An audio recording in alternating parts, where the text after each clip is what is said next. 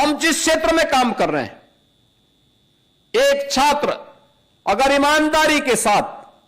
अपने छात्र के कर्तव्य का निर्वहन करता है तो मान करके चलिए कि वो भारत के संविधान को सम्मान कर रहा है। अगर एक शिक्षक ईमानदारी से अपने कर्तव्यों का निर्वहन करते हुए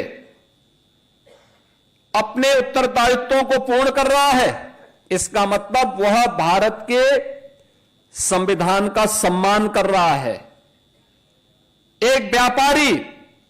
ईमानदारी के साथ अपने व्यापार कार्य को संपन्न कर रहा है तो ये मान करके चलिए कि वह भारत के संविधान को सम्मान दे रहा है। अगर एक शासकीय सेवा में कार्य करने वाला कोई कार्मिक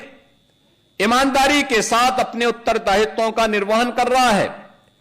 तो यह मान करके चलिए कि अपने नागरिक कर्तव्यों का ईमानदारी पूर्वक निर्वहन करते हुए भारत के संविधान के प्रति अपनी सच्ची निष्ठा का ईमानदारी पूर्वक निर्वहन भी कर रहा है। लेकिन अगर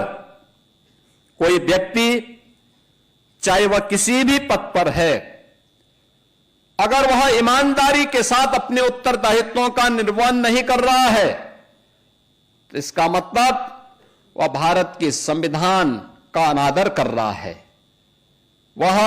भारत के स्वाधीनता संग्राम सेनानियों का निरादर कर रहा है। अगर वह भारत की विरासत का अपमान करता है तो यह केवल विरासत का अपमान नहीं बल्कि यह भारत के स्वाधीनता संग्राम सेनानियों, उन हुतात्माओं, बलिदानियों का भी अपमान है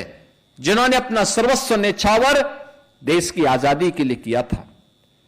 अगर वह एक यूनिफॉर्मधारी फोर्स का अपमान कर रहा है, उनके विरुद्ध टिप्पणी कर रहा है तो यह अपमान भारत के संविधान का भी अपमान है,